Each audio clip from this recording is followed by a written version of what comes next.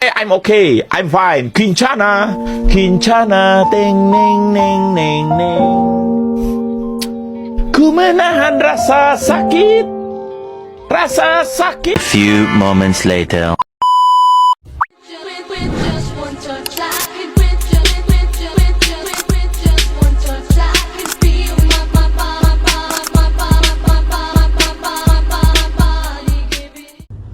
Assalamualaikum warahmatullahi wabarakatuh. Perkenalkan, nama saya Tazkia Syifa Zahra. Perkenalkan, nama saya Melinda Apriliani. Perkenalkan, nama saya Nazila Nabila Saleh.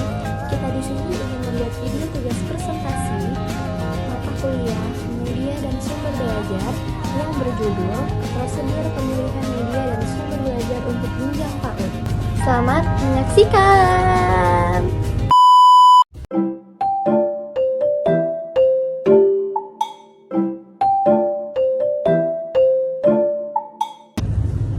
Pertama, pengertian. Dalam pendidikan dan pengajaran, untuk mencapai tujuan agar terdapat efisiensi dan efektivitas, maka diperlukan suatu alat bantu yang dikenal dengan istilah media belajar. Secara etimologi, media berasal dari kata medium, yang berarti perantara atau pengantar. Media adalah perantara atau pengantar pesan dari pengirim ke penerima pesan. Selanjutnya ada kriteria. Ada beberapa kriteria umum yang perlu diperhatikan dalam memilih media, yaitu: pertama, kesesuaian dengan tujuan atau instructional goals. Perlu dikaji tujuan pembelajaran apa yang ingin dicapai dalam suatu kegiatan pembelajaran. Kemudian, bisa dianalisis media apa saja yang cocok guna mencapai tujuan tersebut. Kedua, ada kesesuaian dengan materi pembelajaran atau instructional content, yaitu bahan atau kajian apa yang diajarkan pada program pembelajaran tersebut. Yang ketiga, ada kesesuaian dengan karakteristik pembelajaran atau peserta didik. Dalam hal ini, media haruslah familiar dengan karakteristik peserta didik atau pendidik, yaitu mengkaji sifat-sifat dan ciri-ciri media yang akan digunakan. Hal lainnya, karakteristik peserta didik baik secara kuantitatif atau jumlah, ataupun kualitatif atau kualitas ciri dan kebiasaan lainnya dari peserta didik terhadap media yang akan digunakan. Selanjutnya, ada prinsip-prinsip pembelajaran PAUD. Pemilihan media pembelajaran yang sesuai dengan standar kompetensi dan indikator yang diterapkan pada dasarnya merupakan suatu perluasan keterampilan berkomunikasi yang membutuhkan suatu proses yang rinci, sistematis, dan khusus. Pemilihan media pembelajaran yang terbaik untuk standar kompetensi dan indikator. Suatu pembelajaran bukan suatu pekerjaan yang mudah, karena pemilihan media tersebut didasari pada berbagai prinsip dan faktor yang saling mempengaruhi. Selanjutnya, pemilihan media pembelajaran PAUD. Setiap media pembelajaran memiliki keunggulan masing-masing. Maka dari itulah, kita diharapkan dapat memiliki media yang sesuai dengan kebutuhan atau tujuan pembelajaran.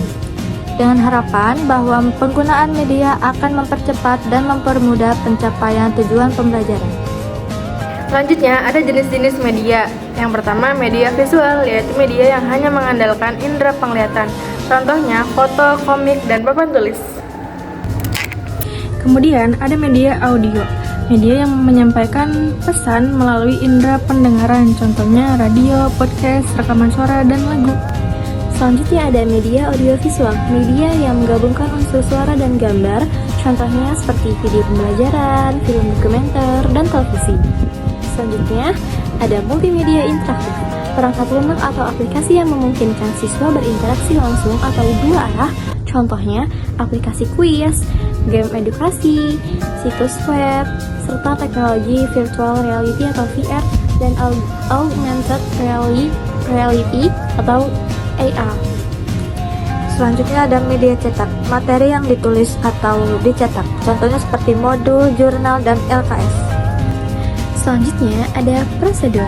Yang pertama, analisis kebutuhan dan tujuan pembelajaran. Tentukan tujuan instruksional seperti kognitif, afektif, dan psikomotor yang ingin dicapai. Lalu, pastikan media yang dipilih mendukung langsung tujuan tersebut. Selanjutnya, ada analisis karakteristik siswa, yaitu pertimbangan jumlah siswa, gaya belajar, visual, auditori, kinestetik, kemampuan awal, serta kondisi psikolog dan fisik siswa. Yang ketiga, analisis materi dan strategi pembelajaran. Tentukan tingkat kesukaran dan kedalaman materi. Selanjutnya ada urgensi. Yang pertama, meningkatkan pemahaman dan hasil belajar, yaitu media yang tepat membantu siswa menangkap konsep abstrak dengan lebih konkret sehingga materi lebih mudah diserap dan diingat. Yang kedua, meningkatkan motivasi dan minat belajar, yaitu media pembelajaran yang bervariasi dapat mengatasi rasa jenuh dan kebosanan sekaligus menarik perhatian siswa untuk lebih aktif. Yang ketiga, efisiensi waktu dan proses pembelajaran, yaitu media dapat mempercepat penyampaian materi, memungkinkan guru menyelesaikan materi lebih efisien meskipun dalam jam pelajaran yang terbatas. Yang terakhir, kesimpulan, yaitu memilih media hendaknya tidak dilakukan secara sembarangan, melainkan didasarkan atas kriteria tertentu. Kesalahan pada saat pemilihan, baik pemilihan jenis media maupun topik yang dimediakan, akan membawa akibat panjang yang tidak kita inginkan di kemudian hari. Pemilihan dan penggunaan suatu media pembelajaran harus melibatkan tenaga yang mampu, terampil, dan profesional untuk memanfaatkannya di setiap lembaga pendidikan. Biaya yang dibutuhkan juga harus tersedia dan terjangkau oleh setiap lembaga pendidikan yang bersangkutan.